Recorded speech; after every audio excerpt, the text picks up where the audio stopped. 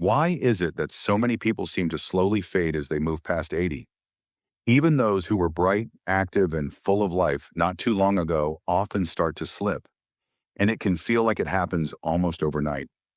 Many folks think it's just luck or genes, but there's a lot more to the story. In this video, I want to gently walk you through 5 surprising reasons that are rarely discussed, but might explain why so many older adults struggle to stay strong and well in their later years. These aren't the usual things like food, fitness, or bad habits. These are quieter, often hidden factors that can sneak up on anyone, even people who've taken good care of themselves. The best part? Once you understand them, you'll see how much is still in your hands. So if you've ever caught yourself wondering what really makes the difference in those later chapters of life, or how to stay vibrant for as long as possible, stick with me until the very end. One of these insights might just touch your heart or change your path. Let's begin. Reason number 1, the disappearing little moments. One of the quietest but most powerful things that begins to fade after 80 is something called microsocial engagement. Now that's just a fancy way of saying the little everyday interactions that used to sprinkle your life with connection. Not the big family dinners or lifelong friendships. Those are still precious. But the tiny, easy moments that once came naturally, like waving to the neighbor, chatting for a second with the postman, or smiling at the lady behind the counter at the bakery. These small exchanges may seem unimportant, but they were doing more for you than you realized. They helped your mind stay alert, kept your spirit lifted, and quietly reminded your body, I'm part of this world. But what happens when people stop going out as much? When knees ache, hearing fades, or it just feels easier to ask someone else to run errands? Slowly, those little interactions begin to disappear, and so does something else, your spark. I've seen people in their 80s stay mentally sharp and emotionally steady, not because of big routines, but because they walked to the same cafe each morning. They nodded at familiar faces. They exchanged a few warm words. That daily rhythm of being seen and seeing others was more than habit.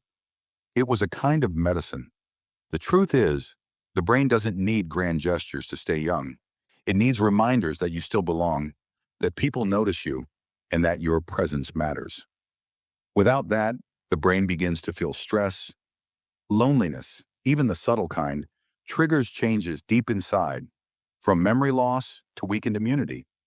So if you found yourself talking less during the day, staying indoors more, or skipping those small chats you once had, it's not too late. Even one smile, one conversation, one friendly hello can gently tell your body, I'm still here, I still count. And that message might be more powerful than any pill.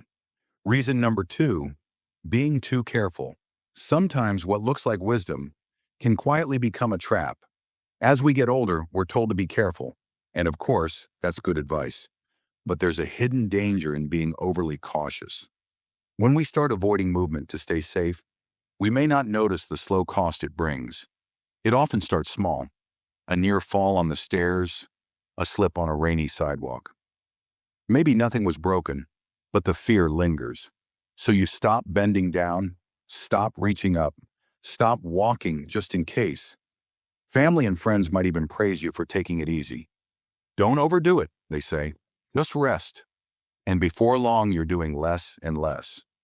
But here's the truth nobody talks about. When we stop moving, our body doesn't stay the same. It shrinks. Muscles fade, balance gets shakier, and even standing up from a chair becomes harder than it used to be. I remember a kind man named Walter.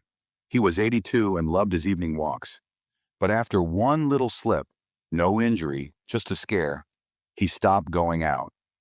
One missed walk became a week, then a month, and within half a year, his muscles had weakened, his steps felt uncertain, and his spark began to fade. Not because he was too old, but because he had stopped using what he still had. You see, the body is a bit like a garden. It needs tending, even gentle movement to stay alive. Muscles, especially around your middle, your core, are your anchor. They keep you upright, balanced, and confident. But if we stop using them, even for a few weeks, they begin to vanish. This isn't about pushing through pain or ignoring real risks. It's about staying in motion in whatever way you can. Use a cane if it helps. Hold the rail. Walk a little slower, but keep walking. Keep reaching, bending, stretching. Because when your body moves, your life force moves with it. And if any part of this touched you, if it made you think of yourself or someone you care about, type number 2 in the comments to let me know you're still with me. And if you haven't subscribed yet, please consider doing so and tapping that little bell icon. It really helps us share more gentle, thoughtful content just like this. Now let's keep going, because what's coming next might surprise you even more. Number 3, how light shapes your sleep and your strength to keep going. There's a quiet clock inside your body. You can't hear it ticking, but it's there, guiding your mood, your energy, even how your brain heals each night. And as we get older, especially past 80, that inner clock becomes much more sensitive. What can throw it off balance? One of the biggest and most common reasons: not enough light in the day and too much light at night. It often happens without notice. Maybe you've been napping more during the day, especially in that cozy afternoon sun. Or maybe it's gotten harder to step outside, especially when it's cold or rainy. Then at night, you flip on the TV or keep a few lamps glowing until midnight. Seems harmless, right? But slowly, these small changes start to confuse the body. It forgets when it's time to be awake and when it's time to rest. You see, your body depends on natural light, especially in the morning, to stay in rhythm. Bright light tells your brain, it's time to wake up, let's get going. And when night falls, darkness signals the release of melatonin, that soft, sleepy hormone that helps you drift off into deep, healing sleep. But without enough sunlight, and with too much brightness from screens or overhead lights in the evening, your system gets scrambled. And when that rhythm breaks, you may start feeling groggy in the morning, even after a full night in bed. Your energy fades, your focus gets fuzzy. You wonder, why do I feel off? But can't quite put your finger on it. There's also something many people forget. After 80, your skin doesn't make vitamin D as easily as it used to. That means sunlight becomes even more important for your bones, your immune system, your muscles, your mood. I remember a lovely woman named Helen, 84 years old, who felt constantly tired, a little out of it. Her doctor couldn't find anything wrong. No new pills, no diet changes. Just one soft suggestion: sit by the window each morning for 20 minutes and turn off your screens an hour before bed. Within 2 weeks, Helen felt like herself again. It wasn't medicine, it was light. So if you've been spending too much time inside, if the curtains stay closed or the TV hums late into the night, this might be your gentle nudge to shift. Open the blinds. Step outside, even just to your porch. Within an hour of waking, let the sunshine greet your eyes. And in the evening, dim the lights. Let the night come softly. Because the body doesn't just age from wear and tear, it ages when its rhythms are lost. But those rhythms, they can be brought back. And when they are, your body feels safe again, in sync, in motion, alive. So if you're watching this right now, know this: it's not too late to restore your rhythm. It's not too late to feel better than you did yesterday. We're still on schedule. We're still here. Number 4, the quiet weight of loss and the healing power of expression.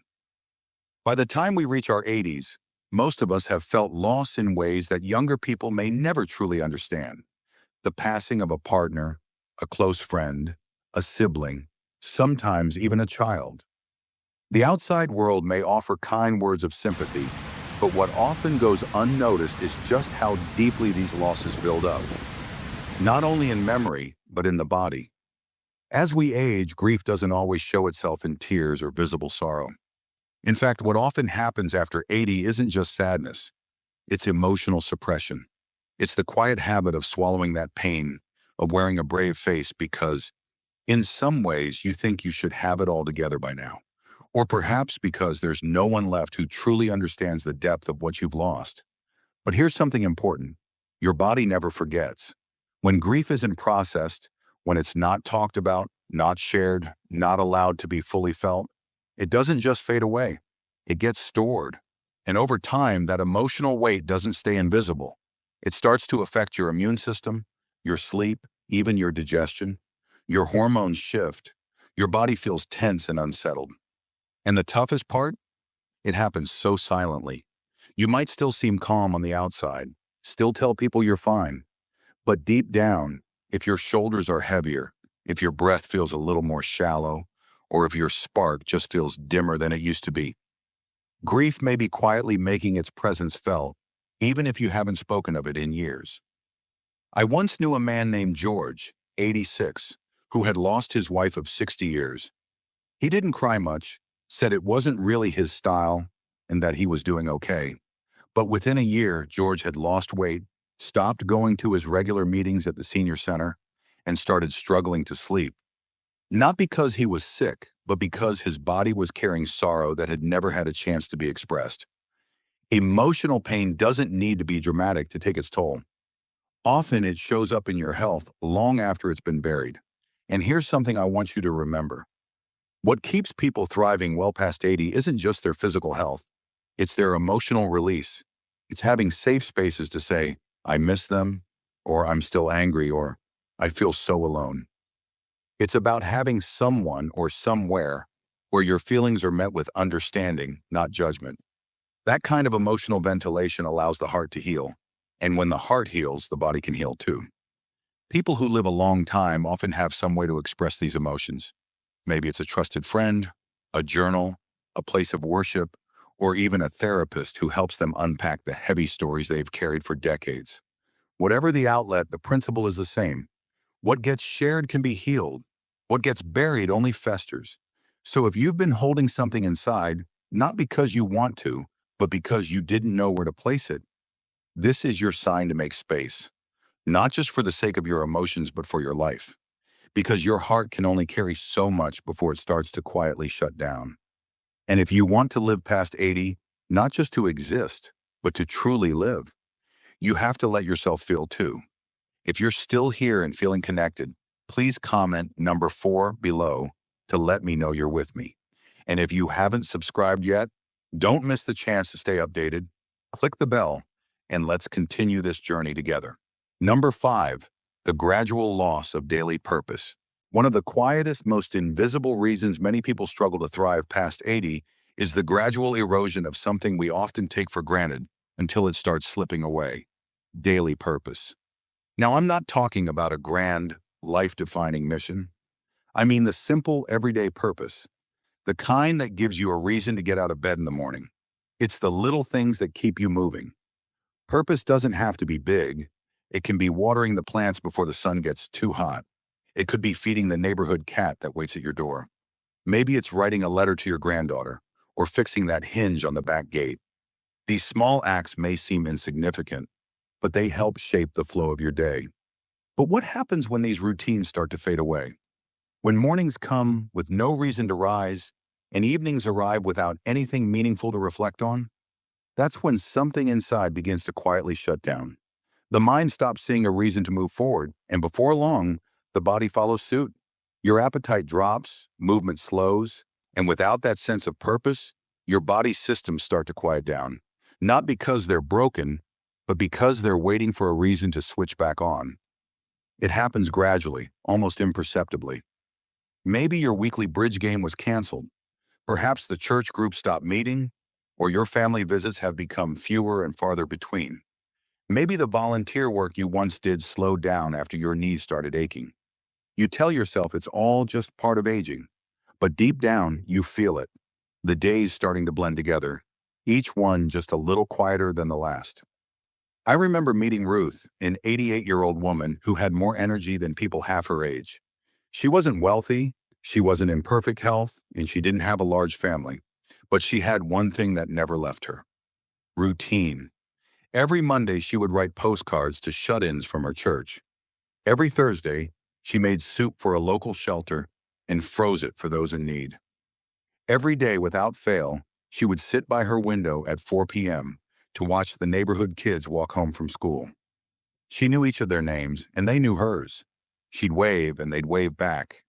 It wasn't glamorous or dramatic, but it gave Ruth's days texture. It gave her heart rhythm, a sense of continuity. And that's the secret few talk about. The body stays alive as long as it believes it's needed.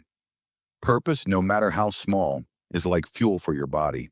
It tells your cells to keep repairing, your organs to keep functioning, and your brain to keep learning. Without it, you start to feel irrelevant, and that flame inside starts to dim. That's why people who live past 80 with grace and vitality almost always have something anchoring their day. It could be a garden, a pet, a journal, a ritual, a morning prayer, or a simple phone call to a friend.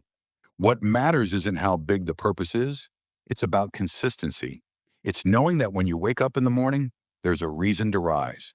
So if you've been feeling a little adrift, like your days have lost shape or meaning, don't brush it off. That's not just sadness, it's your body signaling that it's time to find rhythm again. It's asking for structure, for connection, for purpose. Because at the end of the day, longevity isn't just about the heart beating, it's about the heart wanting to beat. And that quiet desire to keep going, to stay connected, to still matter. That's what carries people past 80 and into lives that still feel full. If this resonates with you, please comment number 5 below to let me know you're here. And if you haven't subscribed yet, don't miss out. Hit the bell so you don't miss any of these insights. Thank you for being part of this journey. Final thoughts. As we wrap up, I want to leave you with a simple but powerful truth. People don't fade after 80 because of one big event. It's not a single diagnosis, a fall, or even a milestone birthday that changes everything. What often happens is the slow, subtle fading of habits, rhythms, and reasons to stay engaged. These shifts happen so quietly, so gradually, that we often don't notice until something inside starts to feel just a little dimmer than it used to. But here's the good news. Just as these shifts happen slowly, they can also be reversed slowly. One walk outside, one extra chat with someone at the store, one small stretch in the morning. These simple acts can begin to turn things around. It's not about making huge changes, but about finding small things that bring structure, connection, or meaning to your day. That's how you start reclaiming vitality, step by step. So looking back at the 5 unexpected reasons we talked about, which one surprised you the most? Which one felt uncomfortably familiar? And more importantly, which one are you willing to take action on, even in a small way starting today? Because here's the truth. You have more power than you realize. Not to stop aging, but to change the way you age. If you're willing to stay awake to the quiet shifts, protect your rhythms, guard your purpose, and let yourself feel what needs to be felt, there's a good chance you won't just make it to 80, you'll thrive beyond it, fully and deeply on your own terms. Thank you so much for joining us today. We'd love to hear from you. Leave a comment below and share one thing you learned today and how you plan to apply it in your life. Your thoughts mean the world to us and motivate us to keep creating meaningful content. If you found this video helpful, please like, subscribe, and share it. Your support helps us keep creating content that informs and inspires. Thanks for watching, and we can't wait to see you in the next video.